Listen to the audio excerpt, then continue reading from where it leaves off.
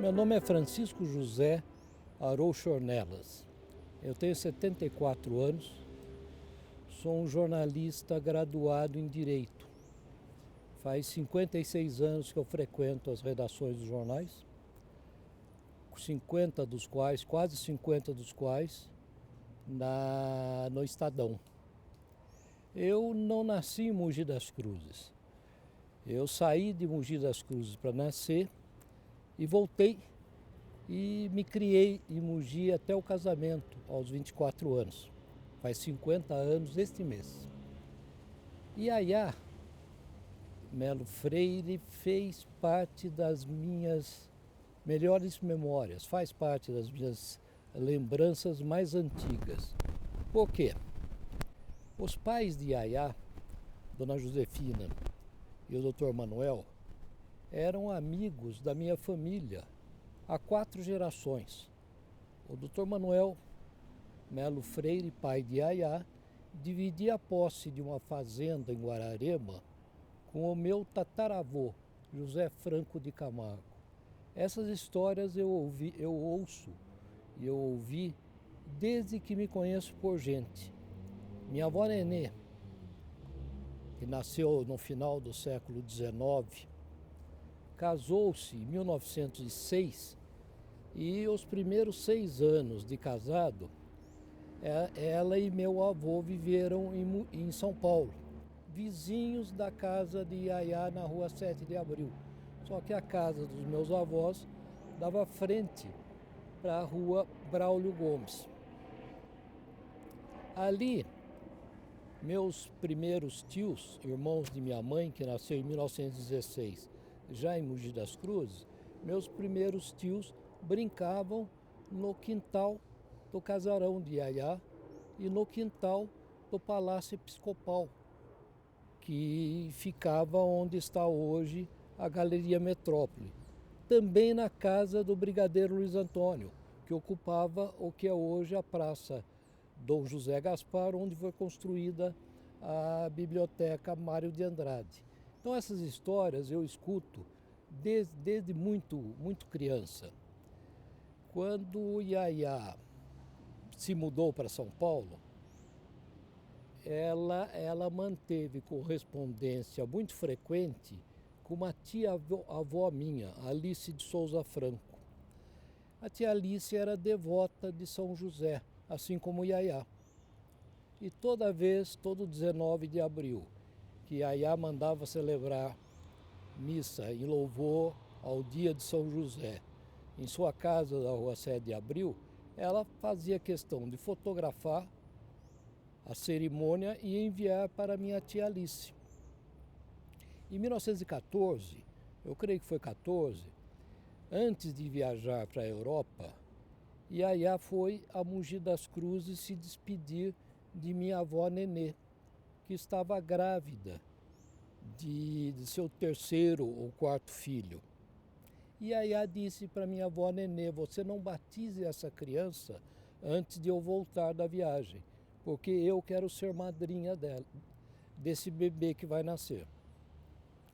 E Iaiá foi para a Europa, numa viagem que teve tumulto, momentos de tumulto, em função da eclosão da Primeira Guerra Mundial, mas quando voltou ao Brasil, o navio, o vapor que transportava Iaiá, fez uma escala fez uma escala na Ilha da Madeira, em Funchal. E ali na Ilha da Madeira, Iaiá comprou um mandrião, uma camisola de renda e trouxe para batizar aquele nenê que já tinha nascido há alguns meses. Aquele nenê que seria seu afilhado. Pois desde então, 1914, 15, esse mesmo mandrião batiza todas as crianças da família. Batizou minha mãe, batizou a mim e a meus irmãos, meus filhos e meus sobrinhos. E na medida em que Iaiá passou a ter seus problemas de saúde, as famílias se distanciaram, é natural. Minha mãe contava que ela tinha 13, 14 anos em 1930, 31, 32, e ela esteve nessa. Minha mãe contava que ela tinha 13, 14 anos em 31, 32, e veio com minha avó, Nenê, visitar Iaiá nesta casa. Minha mãe nunca esqueceu da cena. Iaiá, já adoentada, olhava minha mãe e falava: Santa Gema veio me visitar. Minha avó nunca mais voltou a visitar Iaiá por tristeza, por ver aquela cena. Meu avô morreu em 1955, meu avô materno. E eu passei a dormir com 7 anos de idade, 8, para fazer companhia para minha avó. Numa noite, na casa de minha avó Nenê, eu perguntei a ela de Iaiá.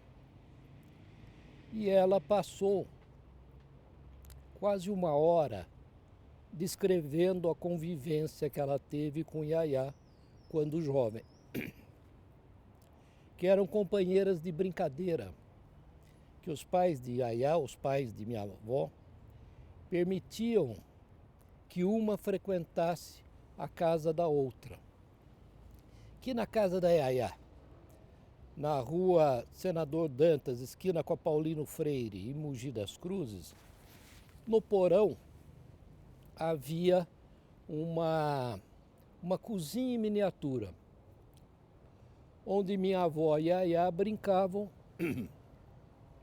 de fazer pratos, sempre sob as vistas de serviçais da família de Iaiá, ou de serviçais da família de meus avós, no caso de Iaiá visitá-la.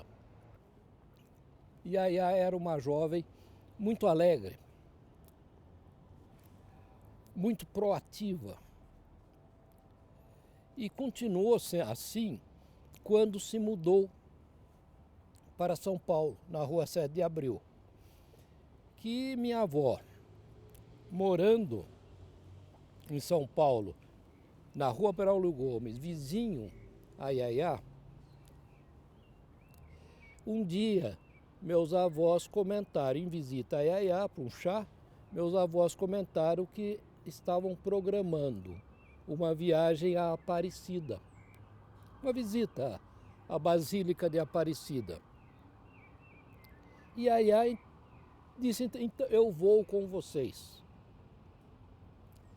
No automóvel de Iaiá, foram até a estação Roosevelt, meus avós, meus primeiros tios, 2, mais Iaiá, e ali embarcaram na estação Roosevelt, ali no Largo da Concórdia, embarcaram no vagão que havia sido fretado por meu bisavô.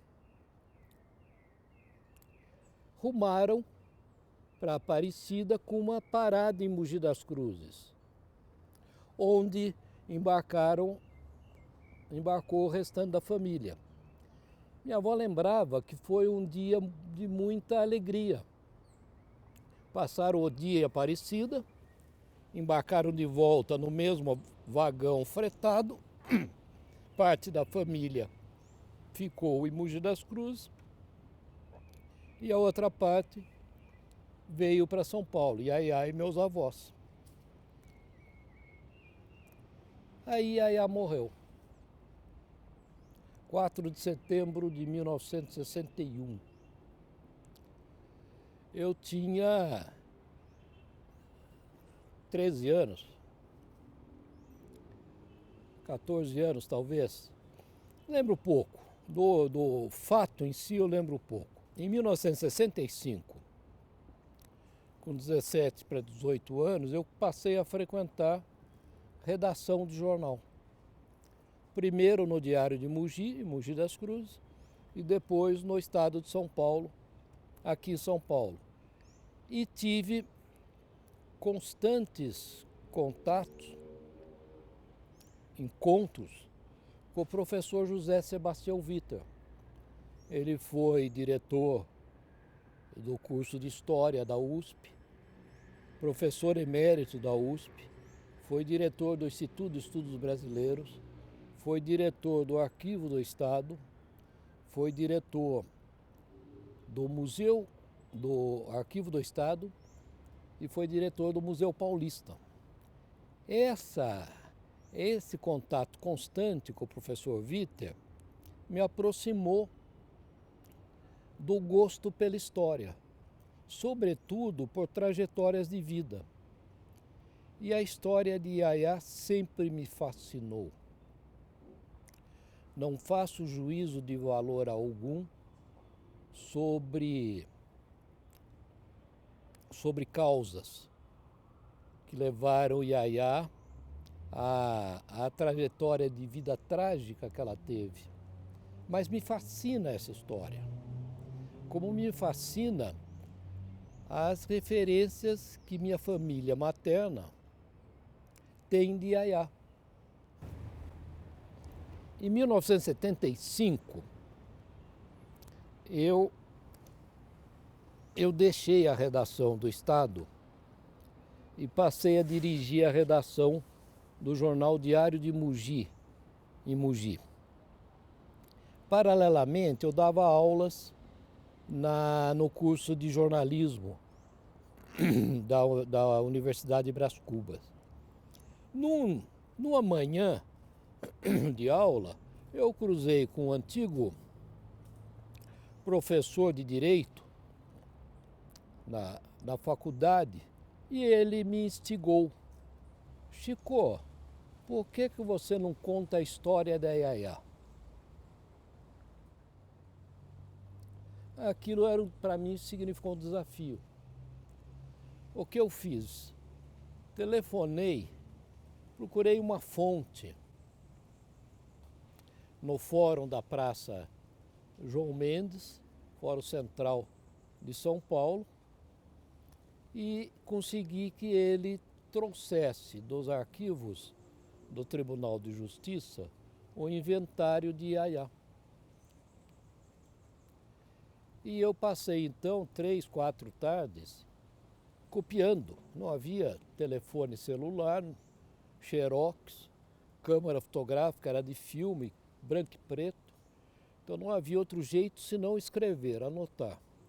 E eu anotei o que eu considerei importante do inventário de Iaiá. Então, em 1970, nessa mesma época, antes de escrever os textos que eu publiquei no Diário de Mogi, eu vim aqui, na casa de Dona Iaiá. Para escrever sobre Dona Iaiá, eu precisava visitar a casa dela. Não seria impossível qualquer reportagem que não ambientassem esta casa. Eu vim um domingo aqui, bati, me apresentei, fui rejeitado pela família que morava aqui. Com razão, era um desconhecido, ainda que eu me identificasse, eu não passava de um desconhecido abelhudo que queria entrar na casa da Dona Iaiá. O que eu fiz? Voltei a Mogi. 2 ou 3 domingos seguintes, eu peguei minha tia Alice de Souza Franco, aquela a quem Iaiá enviava fotos da missa de São José. A coloquei no carro, ela tinha em torno de 80 anos. Ela tinha em torno de 80 anos. Eu a coloquei no carro, bati. Na hora que atenderam, eu falei: aqui é amiga da Iaiá, Alice de Souza Franco, que veio visitar a família Grande. As portas se abriram. Aí eu passei uma tarde muito agradável, falando de Iaiá e conversando com a família que então habitava a casa que durante anos foram os leais companheiros de Iaiá nos períodos mais difíceis. Fora isso, fui ao cemitério da Consolação fotografar o túmulo de Iaiá e fiz um primeiro texto sobre Sebastiana de Almeida Melo Freire. As lendas urbanas que Iaiá legou a Mogi das Cruzes são parte da história da própria cidade. Georgina, sua irmã que morreu bebê, sufocada por um elo de metal que havia no berço, está sepultada no cemitério da Ordem Terceira em Mogi das Cruzes. E é um túmulo muito singelo, com uma escultura, com uma imagem de mármore de um bebê dormindo com flores, pequenas flores nas mãos. A cidade, na lenda urbana da cidade, aquela Georgina é a menina da pipoca. Eles entendem que aquelas florzinhas que estão na mão dela são pipocas, grãos de milho que viraram pipocas. E que, na verdade, e a história que se conta é que aquela menina morreu engasgada por pipoca. Como? Por quê? Porque passava uma procissão na frente da casa da família e vinha vindo um andor com a imagem de São Benedito. E os pais da menina, não querendo que a filha bebê vissem passar um santo preto, levaram a criança para dentro e deram-lhe pipoca. Que a criança então teria morrido, sufocada por pipoca, engasgada por pipoca, por uma maldição que São Benedito mandou para punir os pais. Mas é uma lenda urbana. Você tem razão em relação ao fato de a imprensa reviver a trajetória da Iaiá e preservar viva na memória coletiva da comunidade a lembrança de Iaiá. Isso é uma parte procedente da história. Outra parte importantíssima da presença de Iaiá em Mogi é o seu legado, é o legado do seu patrimônio. Em 1966, foi feito o primeiro plano diretor de Mogi. Dentre as propriedades que Iaiá legou para a USP, estava a Chácara da Iaiá. A Chácara da Iaiá é um quadrilátero de quase 1 milhão de metros quadrados que vai de uma avenida central de Mogi, atual Narciso Iag Guimarães, até as margens do rio Tietê, que atravessa Mogi, numa distância que eu calculo de 600 a 800 metros, 1 quilômetro, talvez, de frente a fundo. Este 1 milhão de metros quadrados, cerca de 1 milhão de metros quadrados, em 1966, foi indicado pela empresa Asplan, responsável pela elaboração do primeiro plano diretor de Mogi, como o novo núcleo urbano da cidade. Devia ser preservado e ali serem construídos todos os serviços públicos da cidade. Um centro cívico. Em 1970, esse plano diretor é de 66, 66, e nos primeiros anos da década de 70, final da década de 60, essa área foi desapropriada pela prefeitura. Toda ela. E a prefeitura indenizou a USP pela desapropriação. Hoje, nessa área, que era a antiga chácara da Iaiá, estão 2 campos universitários. Centro Universitário Brás Cubas, Universidade de Mogi das Cruzes. 2 ginásios de esportes da cidade. Alguns centros de compra. Uma estação ferroviária e uma estação rodoviária. Estão Corpo de Bombeiros, Delegacia de Polícia, INPS, INSS, Justiça do Trabalho, Prefeitura Municipal, Câmara Municipal. Há um outro pedaço que havia sido desapropriado nos anos 30 pelo antigo Departamento de Águas e Esgotos. Aí está fora desse perímetro do centro cívico e é ocupado hoje pelo shopping, pelo Mogi Shopping Center. Então, os mais velhos ainda se referem a essa área como Chácara da Iaiá. Lamentavelmente, não há um prédio público, uma praça, uma rua, uma avenida em homenagem a Iaiá Melo Freire. Quando seria mais do que justo que se construísse ali um cenário relembrando a capela de São José que havia dentro da chácara da Iaiá.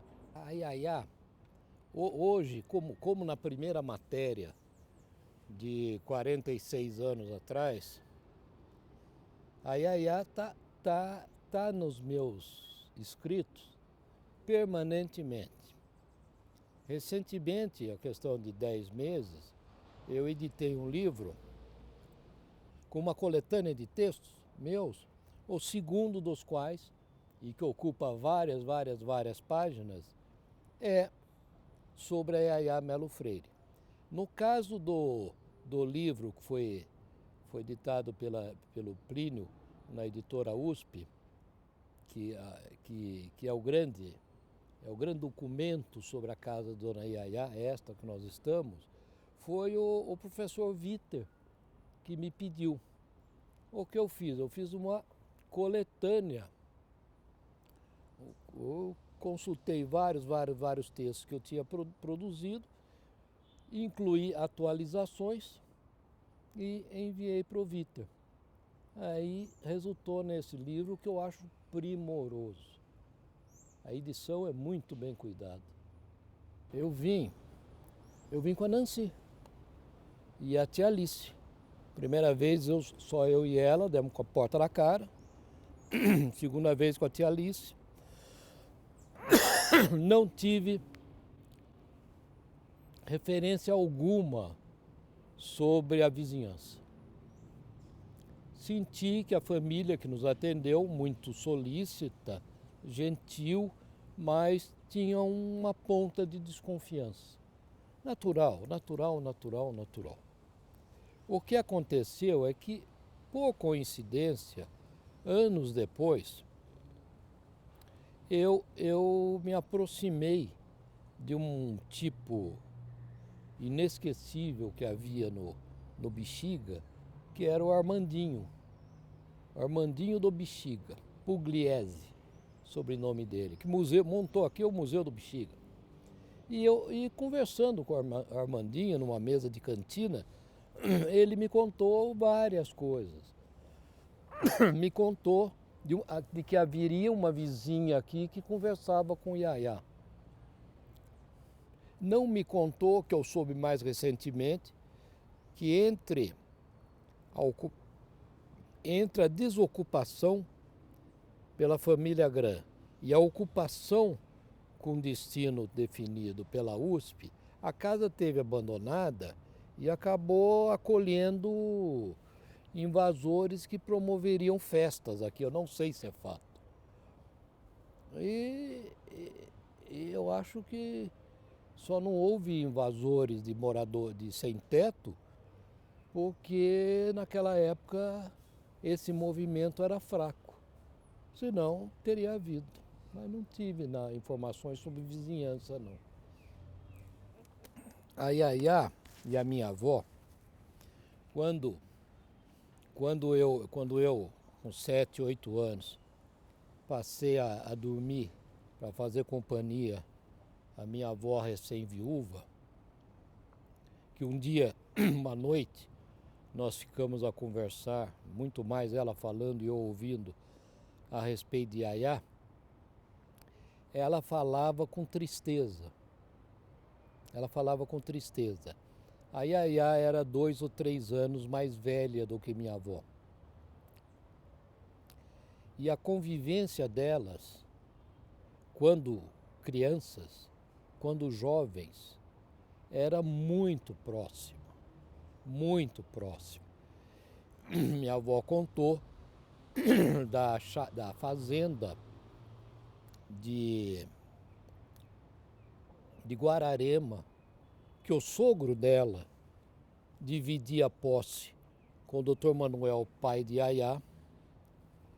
Falou da fazenda do Guaió, da Yaya, em Suzano, que era vizinha à fazenda do Preju, do meu bisavô, Francisco de Souza Franco.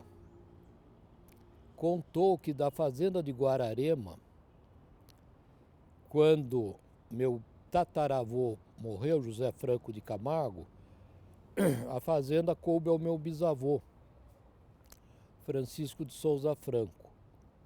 E que na sucessão hereditária, a fazenda acabou ficando com um cunhado de minha avó, viúvo, o Deodato Wertheim, viúvo de Eleonor, Nonô de Souza Franco.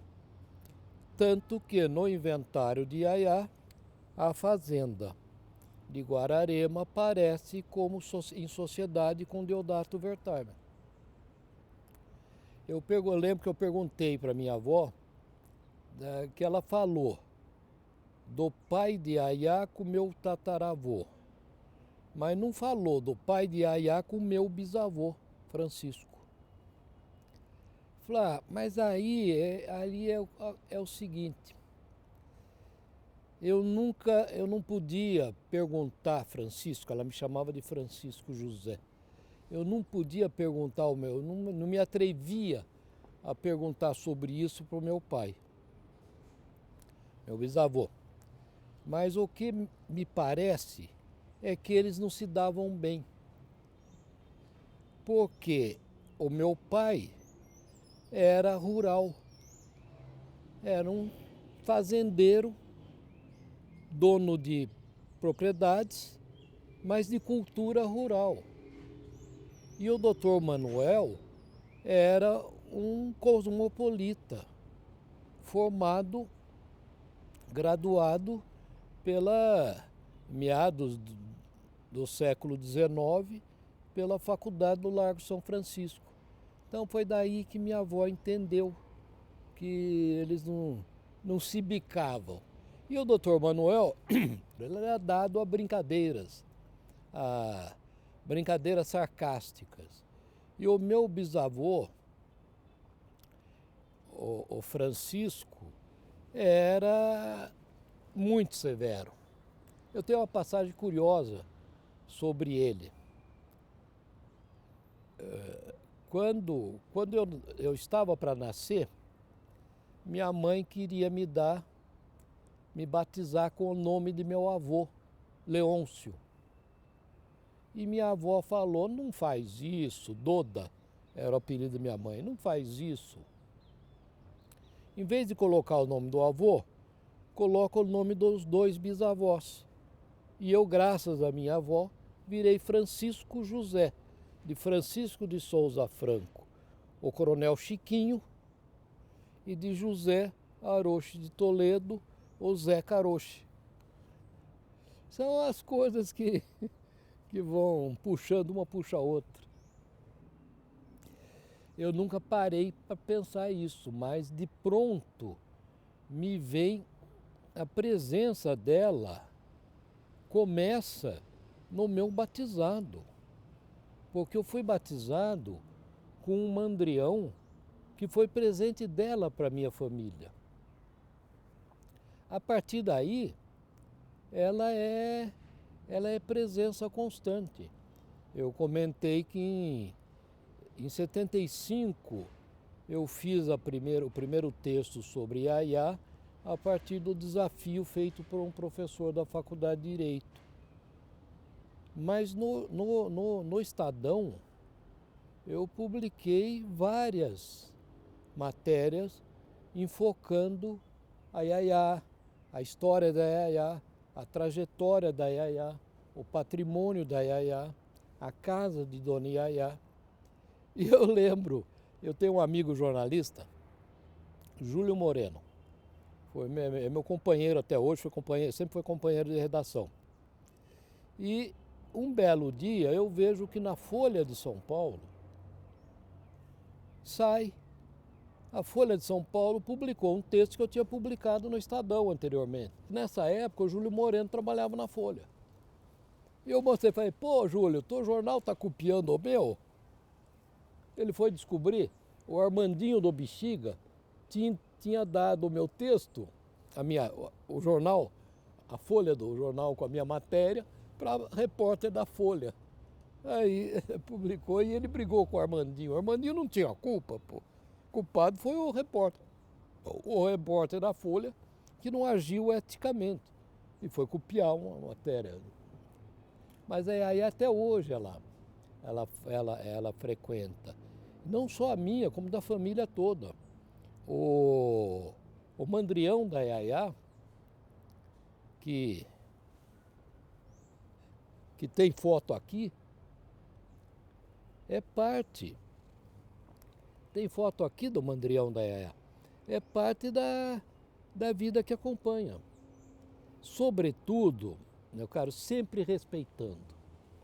Eu comentei, eu não faço juízo de valor nenhum. Eu me limito a reproduzir, a contar histórias, que no fundo é o trabalho do jornalista, né?